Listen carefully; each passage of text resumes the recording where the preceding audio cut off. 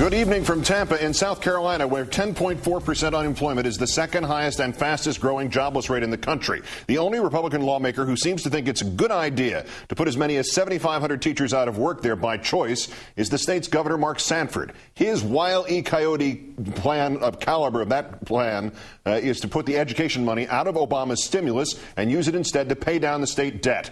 But our fifth story on the countdown, that will only happen if Republicans and Democrats in the South Carolina state legislature are not able to stop him first. Finally, President Obama getting some of the bipartisanship he's been working for so hard on the economy, as well as financial indicators now moving in a positive direction, however slight. America's three biggest banks this week all reporting profits for the first 2 months of the year. Citigroup adding it does not need any more money from the government right now. Also, the stock market responding with its best week since November. 4 days in which there were not only not losses, but there were, quietly, slight gains. All of those voices on the right, which were demanding last week, having blamed Obama thoroughly and blamed the Dow's decline on him and his economic policies, if not his very existence, now conspicuously silent. In a speech at the Brookings Institution this morning, Obama's economic advisor Larry Summers saying that consumer spending seems to have stabilized, adding that an excess of fear is compounding the economic crisis. At the White House this afternoon, the president just as cautiously optimistic. If we are keeping focused on all the fundamentally sound aspects of our economy, all the outstanding companies, workers, all the innovation and dynamism in this economy, then we're going to get through this, and I'm very confident about that. Of course, there's still plenty that could undermine Obama's plan for economic recovery, especially Governor Sanford and the other Republican governors who are now apparently actively trying to sabotage it.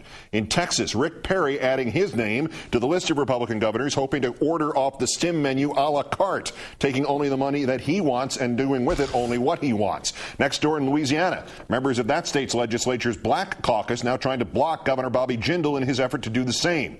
Similar to how lawmakers in South Carolina are trying to save the state from Governor Sanford's destruction.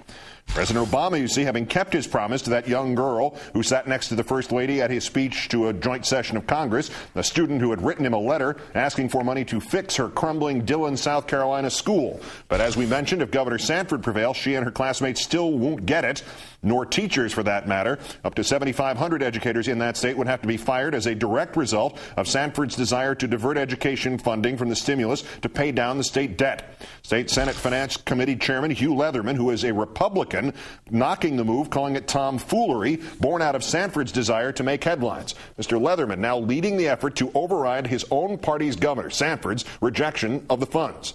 Last night on Fix News, Governor Sanford explaining how he would plunge the South Carolina economy back into the dark ages. It's not a good idea to spend money that you don't have, whether in your personal life, in the world of business, or for that matter, in the world of politics. At the end of the day, all this stimulus money is about spending money we don't have. We don't think that's a good idea, but that debate was lost. Rather than spending it, let's take it and dedicate it to paying down debts already held by the state of South Carolina, and that'll make our finances that much stronger as we go into this financial storm. Congressman James Clyburn of South Carolina, the Democratic whip, having inserted the clause into the stim, now making it possible for all legislatures across the country to bypass the governors who try to reject or redirect stimulus money, not just in South Carolina. Congressman Clyburn has been good enough to join us this evening. Good evening to you, sir. Good evening. Thank you so much for having me, Keith. What led you to anticipate these stimulus battles being waged not just in South Carolina, but also in Louisiana and Texas and Mississippi and who knows where else it might yet happen? Well, first of all, I've had a long history with Governor Sanford. He's been governor now for 6 years in South Carolina, but he also served 6 years in the Congress. So I know a little bit about his philosophy of governance.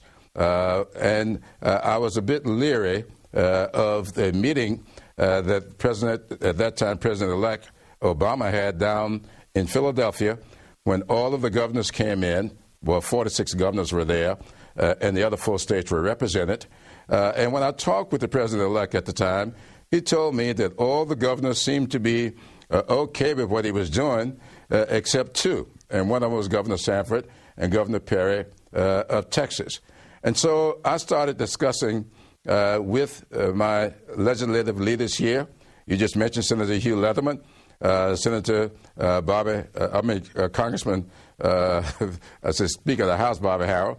I spoke with him twice today. We're working on making sure that the House and the Senate here, though they're both controlled by Republicans, they are both interested in trying to do what's best for South Carolinians. Keith, we got a 10.4% unemployment rate. Allendale County, 24%. Marion County that I represent, 22% unemployment. These are depression levels. And for us to be talking about debt reduction at the time we've got an economic crisis is tantamount to talking about conserving water when the neighborhood is on fire. We have got to do what is necessary to get people back to work, get communities stabilized, get people's mortgages back restructured so we can do what is necessary to educate our children and move these communities forward. Do you think you're going to get this overturned in South Carolina? You're going to get your colleagues in those houses are going to get this this crazy notion from the governor stopped before it becomes law? Absolutely. I got great faith and confidence in the South Carolina General Assembly. There are times when we do things in a partisan way, but after the elections are over, most often than not, here in South Carolina, we put all that aside and we try to work together. I enjoy working with Speaker of the House, Bobby Harrell, and with Senator Hugh Leatherman, and with Senator Glenn McConnell. We work very well together on behalf of our state, and I'm convinced that there will be an overwhelming vote in both of those houses to bring that money into the budget. Let's do what's necessary to get little Tashioma Bethea the school that she wants and needs. Let's do what is necessary to put infrastructure in these communities up and down the I-95 corridor, put in the water, put in the sewage, get people back to work, get their communities stabilized, and let's begin to stand our neighborhoods back up. Governor Sanford, and I know you've already commented on this, and I'd like to give you the opportunity to do this again, also compared President Obama's plans to the ones being enacted in Zimbabwe by Robert Mugabe. If that's not playing a race card in there, is at least that's, it sounds to me like, or maybe I give him a pass on the idea that he's making some comparison to skin color here, but he is comparing President of the United States to the leader, essentially the dictator of a nation that's being held together with staples. I mean, to me, it's an offensive remark on a couple of levels at least. Well, you're talking about a country with 11 million% inflation rate. I ask you, what is the inflation rate here in the United States of America?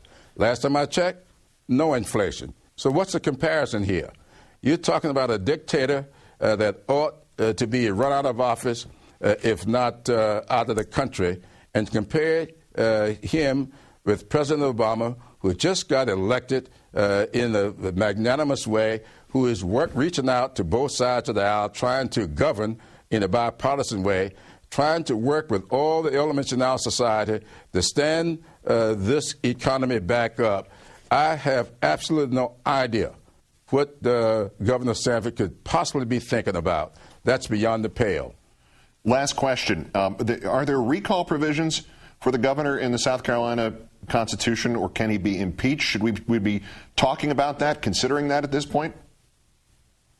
Well, nobody's talking about that, and quite frankly, I do not think that we have recall provisions in South Carolina law. I suspect that the legislature can have some kind of show of no confidence or something with some kind of resolution, but I don't think it's any provision in South Carolina law for us to have any kind of a recall.